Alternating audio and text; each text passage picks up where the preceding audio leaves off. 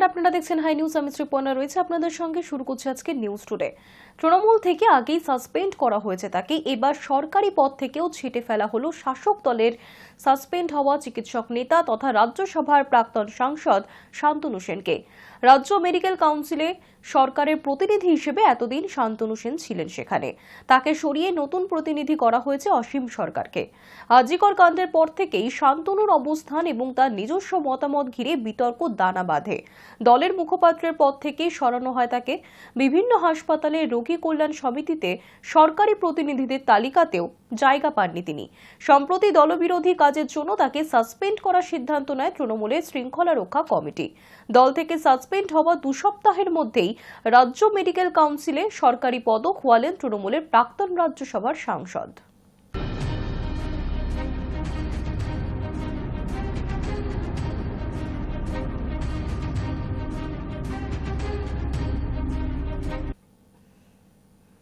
কলকাতায় একের পর এক বহুতল হেলে পড়ছে, আর এই অবস্থায় গোটা কলকাতা জুড়ে সমীক্ষা চালিয়ে কলকাতা পৌরসভার বিল্ডিং বিভাগের কাছে উঠে এলো গুরুত্বপূর্ণ তথ্য।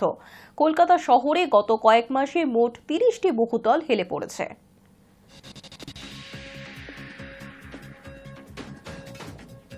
বাঘাযতীন থেকে ট্যাংরা হেলে পড়ছে একের পর এক বাড়ি। এই অবস্থায় গোটা কলকাতা জুড়ে সমীক্ষা চালিয়ে কলকাতা পৌরসভার বিল্ডিং বিভাগের কাছে উঠে এলো গুরুত্বপূর্ণ তথ্য। নির্মাণগত প্রযুক্তির ত্রুটির কারণে এবং নিম্নমানের সামগ্রী দিয়ে বহুতল তৈরির কারণে এই বহুতলগুলি হেলে পড়েছে। জানা যাচ্ছে এই বিপুল সংখ্যক হেলে পড়া বহুতলের মধ্যে 65% বেআইনি, যেগুলি কোনো নকশা অনুমোদন ছাড়াই তৈরি হয়েছে। কলকাতা শহরের বুকে কিভাবে এতগুলো বাড়ি রাতারাতি তৈরি হয়ে গেল?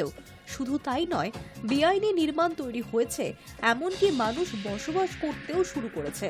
সেটাই এখন চিন্তার বিষয় বিল্ডিং বিভাগের। আশঙ্কা তৈরি হয়েছে বাঘাযতীনে যে ধরনের বিপর্যয় ঘটেছে, এই ঘটনা যদি বাকিগুলির ক্ষেত্রে রাতের বেলায় ঘটে তাহলে প্রাণহানি 100% নিশ্চিত। একাধিকবার মেয়র ফিরহাদ হাকিম দাবি করেছেন শহরের বুকে বেআইনি নির্মাণ হচ্ছে কিনা তা ঘুরে ঘুরে উন্নত প্রযুক্তির মাধ্যমে নজর রাখছেন অ্যাসিস্ট্যান্ট ইঞ্জিনিয়ার এবং সাব অ্যাসিস্ট্যান্ট ইঞ্জিনিয়াররা। তাহলে প্রশ্ন উঠছে, যে নজরদারির কথা বলা হচ্ছে সেটা কি শুধুমাত্রই খাতায় কলমে?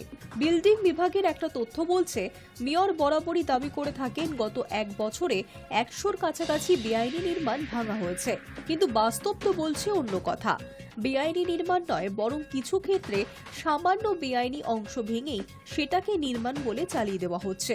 কলকাতা শহরে বেআইনি নির্মাণ কত তা আজ পর্যন্ত তথ্য দিতে পারেনি কলকাতা পৌরসভা, কিন্তু একের পর এক বহুতল হেলে পড়তেই সমীক্ষা চালিয়ে এবং বড় ভিত্তিক তথ্য নিয়ে শহরের বহুতলগুলির অবস্থা জানান দিল পৌরসভা। মেয়র ফিরহাদ হাকিম বলেন, আমার কাছে জমা পড়েছে হেলে যাওয়া বাড়ি নিয়ে রিপোর্ট। প্রায় 30টি বাড়ি রয়েছে, সেখানে লোকজন রয়েছে। আমরা গোটা বিষয়টি খতিয়ে দেখছি। Hi news network. সিগন্যালিং আধুনিকরণের কাজের জেরে বন্ধ থাকছে ইস্ট ওয়েস্ট মেট্রো, তবে তা ধাপে ধাপে। 2 ধাপে 8 দিন ইস্ট ওয়েস্ট মেট্রো পুরোপুরি বন্ধ রাখা হচ্ছে। টানা 1.5 মাস নয়, ফেব্রুয়ারি মাস থেকে ধাপে ধাপে বন্ধ থাকবে ইস্ট ওয়েস্ট মেট্রো। চলবে সিগন্যালিং আধুনিকরণের কাজ। বইমেলা শেষে এই কাজ হবে বলেই সূত্রের খবর। আপাতত স্থির হয়েছে ফেব্রুয়ারি মাসে 13 থেকে 16 এবং 22 থেকে 25 তারিখ 2 ধাপে 8 দিন ইস্ট ওয়েস্ট মেট্রো পুরোপুরি বন্ধ রাখা হবে। আর তারপর সপ্তাহ শেষে শনিবার এবং রবিবারগুলিকে এই কাজের জন্য বেছে নেওয়া হচ্ছে। KMRCL এর তরফে সিগন্যালিং সিস্টেমের আধুনিকরণের জন্য টানা 1.5 মাস হাওড়া ময়দান, এসপ্ল্যানেড এবং শিয়ালদা সেক্টর 5 মেট্রো বন্ধের আবেদন করা হয়েছিল, কিন্তু তাতে যে বিপুল পরিমাণ যাত্রী সমস্যায় পড়বেন তা বিলক্ষণ জানে মেট্রো কর্তৃপক্ষ। আর তাই ধাপে ধাপে এই কাজ করার কথা ভাবা হয়েছে। বিকল্প হিসেবে রাস্তায় বাস, ভেসেল ট্রিপ বাড়ানোর সিদ্ধান্ত নিয়েছে পরিবহন দফতর। আর এই প্রসঙ্গেই বুধবার পরিবহন ভবনে দফতরের সচিব সৌমিত্র মোহন দাস ট্যাক্সি মালিক সংগঠনের নেতৃত্বের সঙ্গে বৈঠক করেছেন। সেখানেই এই 8 দিন রাস্তায় অতিরিক্ত গাড়ি রাখার কথা বলা হয়েছে। পরিবহন মন্ত্রী স্নেহাশিস চক্রবর্তী জানিয়েছেন, যে কদিন ইস্ট ওয়েস্ট মেট্রো বন্ধ থাকবে সেই দিনগুলিতে যাত্রীদের যাতে কোনো অসুবিধা না হয় তাই রাস্তায় বাড়তি বাস থাকবে। KMRCL এর তরফে মেট্রোকে জানানো হয়েছিল, হাওড়া থেকে সেক্টর 5 সিগন্যালিং এর আধুনিকরণের কাজ হবে। অভিন্ন সিগন্যালিং ব্যবস্থা চালু হবে। হবে কমিউনিকেশন বেস সিগন্যালিং সিস্টেমের কাজ। সেই কারণে 8ই ফেব্রুয়ারি থেকে 23শে মার্চ টানা 1.5 মাস হাওড়া ময়দান এসপ্ল্যানেড এবং শিয়ালদা সেক্টর 5 মেট্রো পরিষেবা বন্ধ রাখতে হতে পারে। আর তাতেই ঘুম ছুটেছিল নিত্যযাত্রীদের। তবে বুধবার পর্যন্ত যা খবর তাতে টানা 1.5 মাস মেট্রো বন্ধ রাখবে না কর্তৃপক্ষ। আপাতত ফেব্রুয়ারিতে মোট 8 দিন এবং পরে শনিবার এবং রবিবারগুলোয় পরিষেবা বন্ধ রেখে কাজ করতে চাইছে কর্তৃপক্ষ। পাশাপাশি মানুষের যাতে কোনো অসুবিধা না হয় সে কথা ভেবেই বাড়তি পরিবহনের ব্যবস্থা করছে রাজ্য সরকার। মেট্রো চালু হওয়ার কারণে বহু বেসরকারি বাস গত কয়েক বছরে বসে গিয়েছে।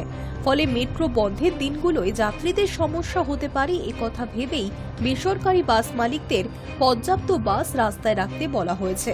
যদিও বাস মালিকদের কথায় নতুন করে তো আর বাস নামানো হবে না, তবে বাড়ানো হবে ট্রেন।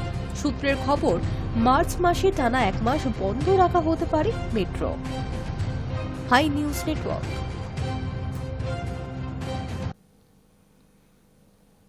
বৃহস্পতিবার নেতাজির জন্মবার্ষিকী। দেশজুড়ে পালিত এই দিনটি রাজ্যেও নেতাজির জন্মদিন উপলক্ষে নানা অনুষ্ঠান করা হয়েছে।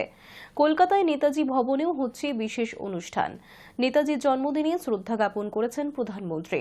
নেতাজিকে নিয়ে এক্স হ্যান্ডেলে পোস্ট করেছেন তিনি।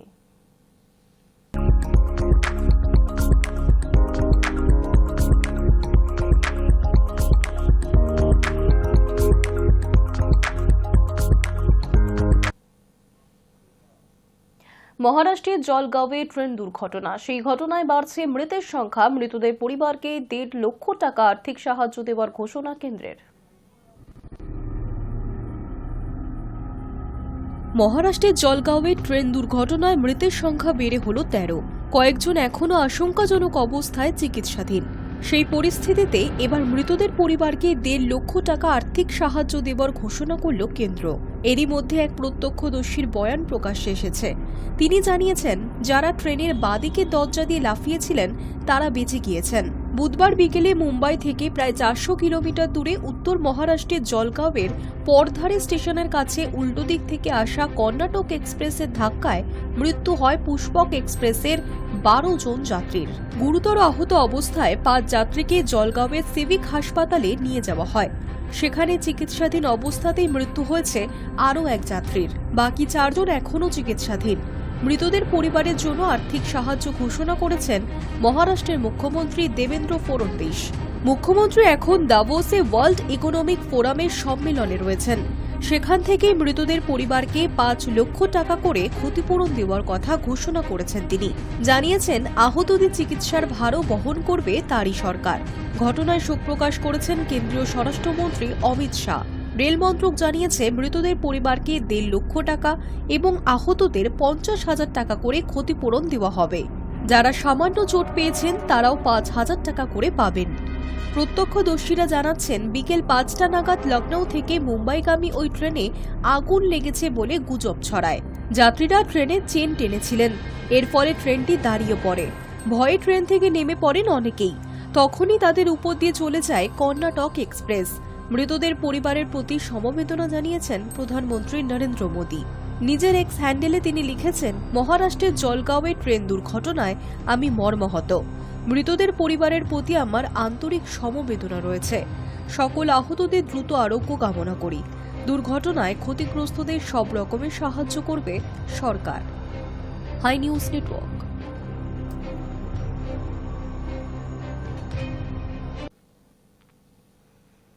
বলিউডে একের পর এক ঘটনায় আতঙ্কে রয়েছেন সকলেই। সাইফ আলী খানের উপর হামলার ঘটনার রেশ কাটতে না কাটতেই নয়া আতঙ্ক। খুনের হুমকি পেলেন জনপ্রিয় কৌতুক শিল্পী কপিল শর্মা। সাইফ আলী খানের উপর হামলার পর 1 সপ্তাহ কাটেনি। এরই মধ্যে নয়া আতঙ্কে বলিউড। এবার খুনের হুমকি পেলেন জনপ্রিয় কৌতুক শিল্পী কপিল শর্মা। কপিল শর্মার অভিযোগ, ইমেলের মাধ্যমে খুনের হুমকি দেওয়া হয়েছে তাকে। মুম্বাই পুলিশ সূত্রের খবর, ওই হুমকি ইমেল এসেছে পাকিস্তান থেকে। মুম্বাই পুলিশকে কপিল শর্মা জানিয়েছেন, তার মেলে হুমকি বার্তা এসেছে। তাকে বলা হয়েছে, আমরা আপনার প্রতিদিনের কার্যকলাপের উপর নজর রাখছি। আমরা মনে করি স্পর্শকাতর বিভিন্ন বিষয় নিয়ে আপনার আরো বেশি করে মুখ খোলা উচিত। এই বার্তাটিকে হালকাভাবে নেবেন না।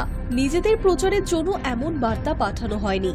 কপিলের দাবি মাত্র 8 ঘন্টার মধ্যে তাকে ওই ইমেলের জবাব দিতে বলা হয়, না হলে ফল ভুগতে হবে বলেও হুমকি দেওয়া হয়। ওই বার্তাটির নিচে দুষ্কৃতী নিজেকে বিষ্ণু বলে পরিচয় দিয়েছে। পুলিশ প্রাথমিকভাবে জানিয়েছে ওই হুমকি বার্তাটি এসেছে পাকিস্তান থেকে। শুধু কপিলই নন, এর আগে অভিনেতা রাজপাল যাদব, কৌতুক শিল্পী সুগন্ধা মিশ্র এবং নৃত্য পরিচালক রেমো ডিসুজার কাছেও এইরকম হুমকি বার্তা এসেছে। ইতিমধ্যেই পুলিশ এই বিষয়ে তদন্ত শুরু করেছে। অভিযোগ পাওয়ার পর অজ্ঞাত পরিচয় ব্যক্তির বিরুদ্ধে এফআইআর দায়ের করেছে অম্বলি থানার পুলিশ। বাবা সিদ্দিকীকে গুলি করে খুন, সলমান খানকে লাগাতার হুমকি, শাহরুখ খান সহ একাধিক সেলিব্রিটি নিরাপত্তা নিয়ে প্রশ্ন, সাইফ আলী খানের বাড়িতে আচমকাই হামলা, তাকে ছুরি দিয়ে বারংবার আঘাত, এবার কপিল সহ 4 সেলিব্রিটিকে খুনের হুমকি। একের পর এক ঘটনায় স্বাভাবিকভাবেই আতঙ্কে কাটা গোটা Bollywood. Hi news network. News today এখনকার মতো এই পর্যন্তই। দেখতে থাকুন হাই নিউজ, নির্ভীক নিরপেক্ষ।